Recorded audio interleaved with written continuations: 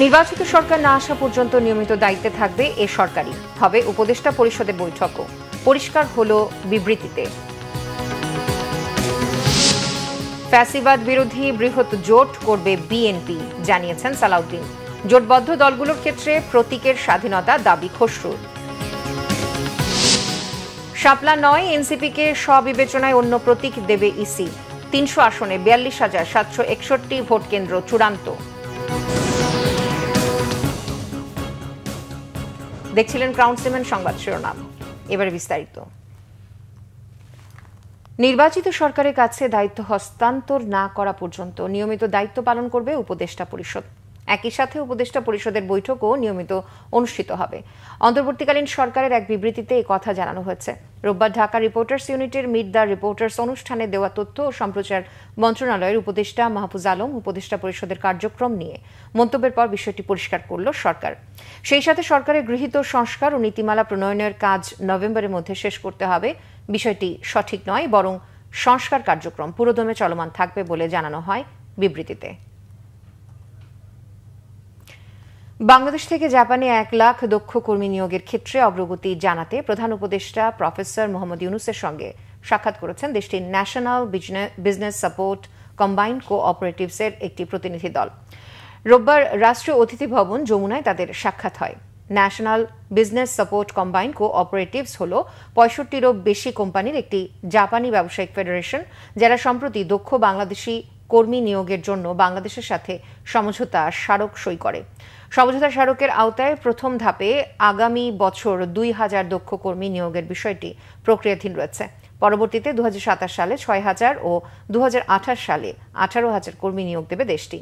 সাক্ষাতে প্রধান উপদেষ্টা বাংলাদেশের নারীদের পারদর্শিতা ও কঠোর পরিশ্রমের কথা উল্লেখ করেন। বলেন, ভাষাগত দক্ষতা ও অন্যান্য প্রশিক্ষণ পেলে বাংলাদেশের মেয়েরা জাপানের কেয়ার গিভিং সেক্টরে অনন্য ভূমিকা রাখবে। এনবিসিসি প্রতিনিধিরা জানান, আগামী কয়েক বছরে জাপানে ৪ লাখের বেশি দক্ষ নার্সের প্রয়োজন হবে। সেক্ষেত্রে তারা বিষয়টি বিবেচনার আশ্বাস দেন।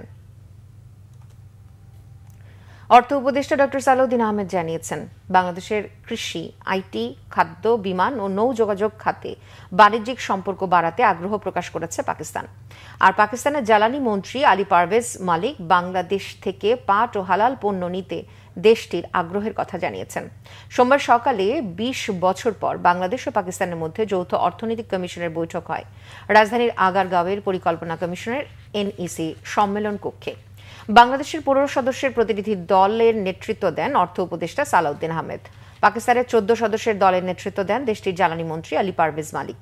তারা জানান, এই অঞ্চলে সার্ক পরস্পরকে সহযোগিতার একটি বড় প্ল্যাটফর্ম, তাই সার্কের পুনর্জীবন ঘটানো নিয়ে আলোচনা হয় বৈঠকে।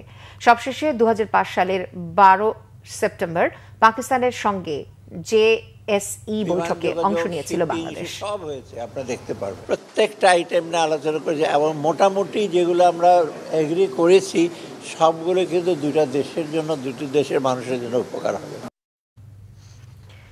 বিএনপি স্থায়ী কমিটির সদস্য সালাউদ্দিন আহমেদ বলেছেন, আসন্ন নির্বাচনকে সামনে রেখে বৃহৎ নির্বাচনী জোটের চিন্তা করছে বিএনপি। ফ্যাসিবাদ বিরোধী ও যুগপৎ আন্দোলনে অংশীদারী দলগুলো নিয়ে এই বৃহৎ ঐক্য করা হবে বলে জানান তিনি। সোমবার জাতীয়তাবাদী যুব দলের ৪৭তম প্রতিষ্ঠা বার্ষিকী উপলক্ষে বিএনপির প্রতিষ্ঠাতা সাবেক রাষ্ট্রপতি জিয়াউর রহমানের সমাধিতে শ্রদ্ধা নিবেদন শেষে তিনি কথা বলেন। আরও জানান, জাতীয় ঐক্য বজায় রাখাই বিএনপির মূল লক্ষ্য। তারুণ্য নির্ভর বাংলাদেশ গড়ে তোলার প্রত্যাশা ব্যক্ত করে বলেন, তরুণ ও যুবকদের দেশ বিনির্মাণে স্বচ্ছ রাজনৈতিক ভাবনা নিয়ে এগিয়ে যেতে হবে। নির্বাচনকে সামনে রেখে আসনভিত্তিক যোগ্য প্রার্থীদের সাথে কথা বলা হচ্ছে জানিয়ে দলীয় ঐক্য বজায় রাখার আহ্বানও জানান বিএনপির এই নেতারা।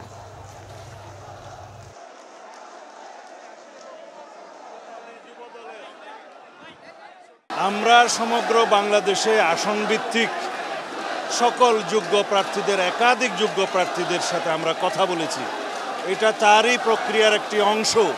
আমরা একই মেসেজ দিতে চাই, যাতে আমাদের দলের ভিতরে ঐক্য থাকে, জাতির মধ্যে ঐক্য থাকে, যাদের সাথে আমরা যুগপৎ আন্দোলন করেছি এবং অন্যান্য একটা বৃহৎ জোটের জন্য আমরা চিন্তা করছি, সবাইকে নিয়ে ঐক্যবদ্ধভাবে যাতে আমরা আগামীতে এই নির্বাচনে বৈতরণী পার হতে পারি। তবে জাতির মধ্যে ঐক্যটাই হচ্ছে আমাদের সবচেয়ে বড় শক্তি। সেই ঐক্য বজায় রাখার জন্য কেউ যাতে বিভেদের পথে না যায়, সেই মেসেজটা আমরা দিচ্ছি। বিএনপি স্থায়ী কমিটির সদস্য আমির খসরু মাহমুদ চৌধুরী বলেছেন, নির্বাচনে জোটবদ্ধ দলগুলোর ক্ষেত্রে প্রতীকের স্বাধীনতা থাকা উচিত। রাজনৈতিক সংস্কৃতি পরিবর্তন না হলে কোনো সংস্কারই কাজে আসবে না বলেও জানান তিনি। সোমবার রাজধানী গুলশানের একটি হোটেলে ইকোনমিক রিফর্ম সামিটে সাংবাদিকদের প্রশ্নের জবাবে এসব কথা বলেন আমির খসরু মাহমুদ চৌধুরী। 2006 সালে আওয়ামী লীগের লগি বৈঠার তাণ্ডবের বিষয়ে তিনি বলেন, অন্য দলের সাথে মত পার্থক্য থাকলেও তাদের মতের প্রতি শ্রদ্ধাশীল হতে হবে। রাজনীতিতে এই সংস্কৃতি না থাকলে দেশের স্থিতিশীলতা আসবে না। এর আগে রিফর্ম সেমিনারে তিনি বলেন, আর্থিক খাতকে সংস্কার করতে হলে বাংলাদেশ ব্যাংককে স্বাধীনভাবে চলতে দিতে হবে। বিএনপি ক্ষমতায় গেলে সরকারের হস্তক্ষেপ ছাড়া স্বাধীনভাবে বাংলাদেশ ব্যাংক চলতে দেওয়া হবে না বলেও জানান তিনি।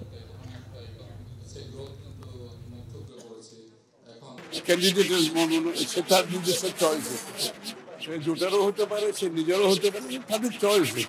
এটা রেস্ট্রিক্ট করাটা বোধহয় ঠিক হবে আমি মনে করি।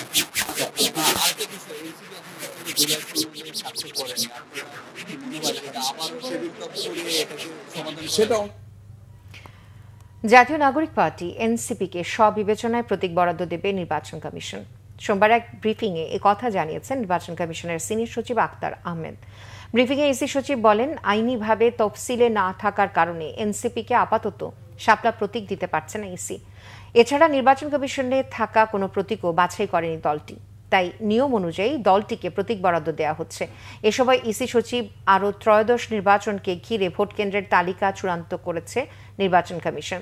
দেশের 64টি জেলায় 3টি আসনে মোট ভোট কেন্দ্রের সংখ্যা 42,761, আর মোট ভোট কক্ষ থাকবে 2,44,649। বিএনপির রাজনৈতিক দলের থেকে এসে রাজনৈতিক প্রতীকের জোটবদ্ধ এটা কমিশন সিদ্ধান্ত নেবেন এ ব্যাপারে কি করবেন না করবেন। তবে প্রাথমিকভাবে বলা যেতে পারে যে এটা উপদেষ্টা পরিষদের থেকে যেটা অনুমোদিত হয়ে গেছে, এটা আইন মন্ত্রণালয়ের কাছে প্রাথমিকভাবে আছে। এখন বাকিটা কমিশন চিন্তা করবেন যে এটা কি করা যেতে পারে। প্রতীক বরাদ্দের ব্যাপারটা যেটা আছে সেটা হচ্ছে যে আপনার যে রাজনৈতিক দলগুলোকে প্রাথমিকভাবে চিহ্নিত করে মনে করি যে এরা নিবন্ধন পাওয়ার যোগ্য, তাদের বিজ্ঞপ্তি দিতে হবে। সেই বিজ্ঞপ্তির সময় তাদেরকে প্রতীক চিহ্নিত করেই বিজ্ঞপ্তি দেওয়া হবে। এইটা হচ্ছে অবস্থান। এনসিপির উত্তরাঞ্চলের মুখ্য সংগঠক সার্জিস আলম বলেছেন, আইনগত বাধা না থাকা সত্ত্বেও এনসিপিকে তাদের প্রতীক শাপলা দিতে নানা টালবাহানা চলছে। শাপলা মার্কা নিয়েই এনসিপি আগামী নির্বাচনে যাবে বলে আশাবাদ ব্যক্ত করেন তিনি। নিজেদের অধিকার আদায়ে আবারও রাজপথে নামার হুঁশিয়ারিও দেন সার্জিস আলম। তিনি আক্ষেপ করে বলেন, জুলাই সনদ এখনও একটি অসম্পূর্ণ সনদ। অন্তর্বর্তী সরকারকে এই দায়বদ্ধতা পূরণ করেই নির্বাচনের কথা চিন্তা করতে হবে। সোমবার টাঙ্গাইলে এনসিপি সমন্বয় সভায় তিনি এসব কথা বলেন। জানান, জুলাই সনদে বাংলাদেশের গুরুত্বপূর্ণ 3টি রাজনৈতিক দলের মধ্যে একটি দলের সই নেই। কোনো প্রতিষ্ঠানে স্বেচ্ছাচারিতা এনসিপি মেনে নেবে না বলেও সতর্ক করেন সার্জিস আলম। এই জুলাই সনদ এখন পর্যন্ত একটি অসম্পূর্ণ জুলাই সনদ। এই জুলাই সনদ দিয়ে দায় সারা ভার নিয়ে অন্তর্বর্তীকালীন সরকার নির্বাচনের দিকে অগ্রসর হতে পারে না। তাদেরকে এই দায়বদ্ধতা পূরণ করেই নির্বাচনের কথা চিন্তা করতে হবে। অন্তর্বর্তীকালীন সরকার জুলাই সনদ বাস্তবায়নের নিশ্চয়তা নিশ্চিত না করে, আইনি ভিত্তি নিশ্চিত না করে অন্তর্বর্তীকালীন সরকার, এনসিপি তো পরে, অন্তর্বর্তীকালীন সরকারই নির্বাচন কেন্দ্রে চিন্তা করতে পারে না। মেট্রো রেলের লাইনের বিয়ারিং প্যাড পড়ে যাওয়ার 23.5 ঘন্টা পর আজ সকাল 11টা থেকে সম্পূর্ণ রুটে ট্রেন চলাচল শুরু হচ্ছে। তবে স্বাভাবিকের চেয়ে কিছুটা কম গতিতে চলছে এই ট্রেন। রক্ষণাবেক্ষণের কাজ এখনও চলছে ফার্মগেট মেট্রো স্টেশনে। অতীতেও মেট্রো রেলের এই অংশে বিয়ারিং প্যাড খুলে পড়েছিল। কি কারণে এমন দুর্ঘটনা হলো তা তদন্ত করে আগামী 2 সপ্তাহের ভেতর প্রতিবেদন জমা দেবে তদন্ত কমিটি। তবে মেট্রো রেল চালু হলেও এ নিয়ে আতঙ্ক রয়েছে জনমনে। অব্যবস্থাপনার কারণেই দুর্ঘটনা ঘটছে বলে মনে করছেন সাধারণ মানুষ। নিয়মিত রক্ষণাবেক্ষণের তাগিদও দেন যাত্রীরা। রোববার দুপুর 12:30টার দিকে ফার্মগেটে মেট্রো রেলের পিলার থেকে বিয়ারিং প্যাড খুলে পড়ে। এতে আবুল কালাম নামে এক পথচারীর মৃত্যু হয়। এরপরই মেট্রো রেল চলাচল বন্ধ করা হয়েছিল। মানুষের জীবন রক্ষায় ঢাকার মেট্রো রেল ও সব ফ্লাইওভারে ব্যবহৃত সামগ্রীর মান যাচাই ও নিশ্চিত করতে সরকারের নির্দেশনা চেয়ে হাইকোর্টে রিট করা হয়েছে। জনস্বার্থে রিটটি করেন সুপ্রিম কোর্টের আইনজীবী আব্দুল আল মামুন। রিটে বিবাদী করা হয় সড়ক পরিবহন ও সেতু মন্ত্রণালয়ের সচিব, ঢাকা ম্যাস ট্রানজিট কোম্পানি লিমিটেডের DMTCL এর ব্যবস্থাপনা পরিচালক, ঢাকা পরিবহন সমন্বয় কর্তৃপক্ষ DTSN নির্বাহী পরিচালক এবং ইতালিয়ান থাই ডেভেলপমেন্ট কোম্পানি লিমিটেডকে।